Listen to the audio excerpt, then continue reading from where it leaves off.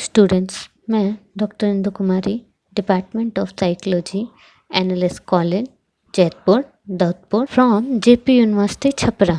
आज मैं UG part 1 के स्टूडेंट्स के लिए पेपर 1 में पर्सनैलिटी के अंतर्गत ही चर्चा करने जा रही हूँ।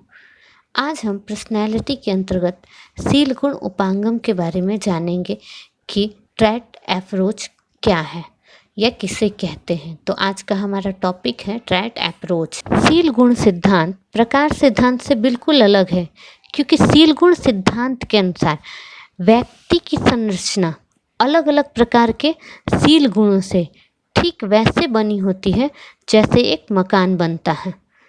जैसे एक मकान छोटी छोटी ईंटों से बनता है, ठीक उसी तरह से व्यक्ति की संरचना कैसे होती है, सील गुणों से, छोटे छोटे सील गुणों से मिलकर भिन्न भिन्न अलग तरह के एक व्यक्तित्व, एक व्यक्ति का निर्माण होता है। सील गुण से सामान्य अर्थ होता है क्या, कि व्यक्ति के व्यवहार का वर्णन। उससे क्या होता है, सील गुण क्या है, व्यक्ति के व्यवहारों को ही न कहते हैं सील। तो सील गुण सामान्य अर्थ में क्या है, व्यक्ति के व्यवहार का वर्णन। जैसे सतर्क, सक्रिय, मन आदि कुछ ऐसे शब्द हैं जिनके सहारे मानव व्यवहार का क्या होता है, वर्णन होता है। मानव के व्यवहार का विस्तृत ढंग से बतलाया जाता है, वर्णन किया जाता है। अब प्रश्न यह है कि क्या सभी शब्द जिनसे मानव व्यवहार का वर्णन होता है सील गुण हैं? जिससे भी मानव के बिहेवियर का वर्णन होगा, क्या वो सारे शब्द सील गुण कहलाएंगे? तो ऐसा बिल्कुल भी नहीं है। वो सारे शब्द कभी भी सील गुण नहीं कहला सकते। सील गुण के लिए क्या आवश्यक है, सील गुण वैसे ही व्यवहारों या वैसे ही शब्दों को कह सकते हैं जिसमें संगति का गुण हो।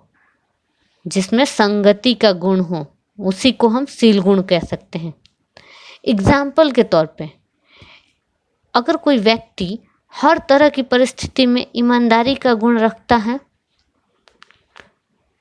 किसी भी सिचुएशन में अगर वो ईमानदारी ही दिखलाता है, तो हम कह सकते हैं कि क्या, कि उसके व्यवहार की में संगति है, कि उसके व्यवहार में संगति है, तो उसमें ईमानदारी का सील गुण है। तो हम कह सकते हैं कि उसके व्यवहार में संगति है तथा उसमें ईमानदारी का सील गुण है।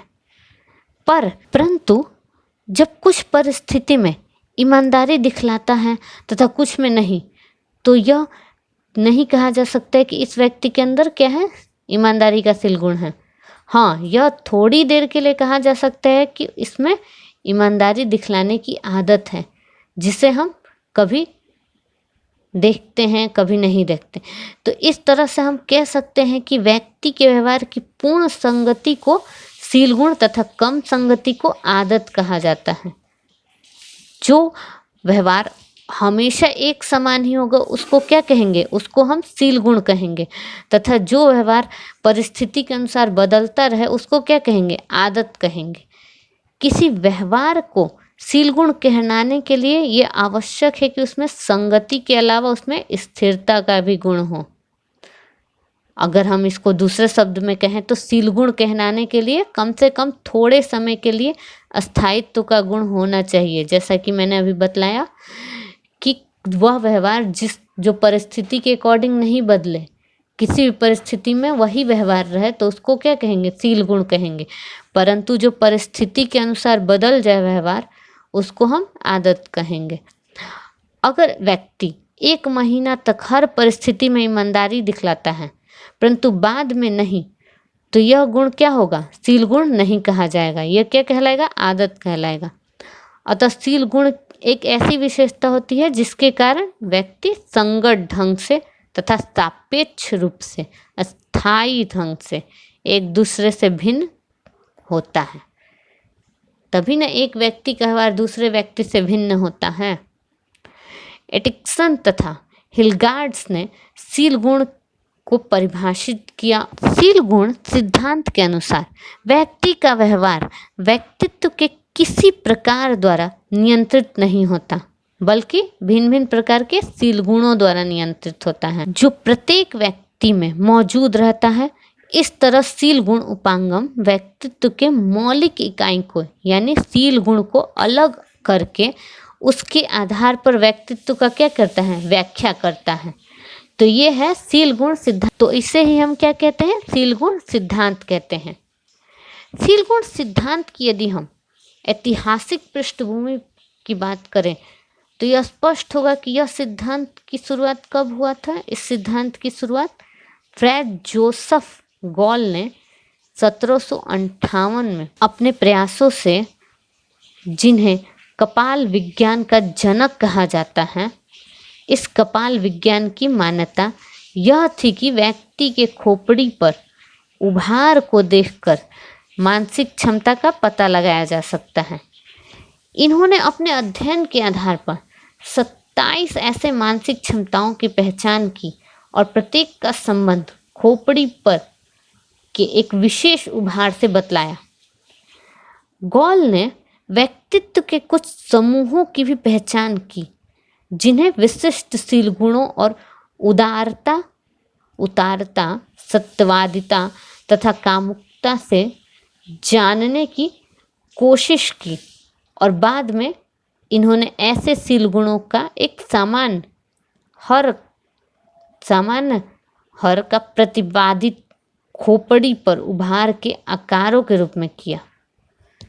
पर बाद में मनोवैज्ञानिकों द्वारा कपाल विज्ञान के इस दावे को खोखला साबित कर दिया गया।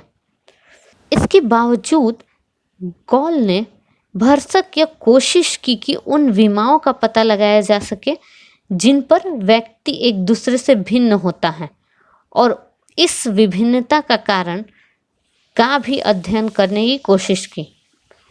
और सचमुच में गॉल यह जब बतलाने की कोशिश कर रहे थे कि लोग एक दूसरे से किस तरह से भिन्न दिखते हैं, तो उन्होंने शील गुणों का सबसे पहला वर्गीकी का प्रतिपादन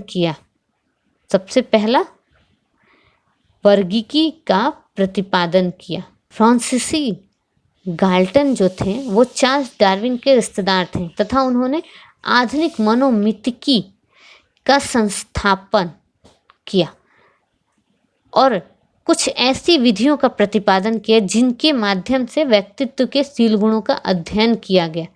हालांकि उन्होंने मानव क्षमता का गहन अध्ययन किया था, न कि व्यक्तित्व का। उन्होंने क्या अध्ययन किया था? मानव क्षमता यानी ह्यूमन एबिलिटी का अध्ययन किया था, ना कि व्यक्तित्व का। सचमुच में अगर व्यक्तित्व का औपचारिक अध्ययन विलियम स्टर्न से प्रारंभ हुआ, और स्टर्न ने व्यक्तित्व सूचक, जिसमें तथाकथित ऐतिहासिक विधि भी सम्मिलित था, कि एक बड़े स्क्रिप्टम का पता लगाया। और फिर 1906 में 2 डच मनोवैज्ञानिकों हेमांस तथा विसर्मा ने सबसे पहला व्यक्तित्व आविष्कारिका का विकास किया, और उसके बाद व्यक्तित्व के शील गुणों के मापन के लिए बहुत सारे परीक्षण विकसित किए गए, जिनमें Woodworth personal data sheet, Thurstone व्यक्तित्व आविष्कारिका, Minnesota multiphasic personality inventory, Cattell 16 व्यक्तित्व कारक, कैटल का जो 16 PF है वो, आइजेंक पर्सनैलिटी इन्वेंटरी, ऐसे बहुत सारे व्यक्तित्व परीक्षण विकसित हुए।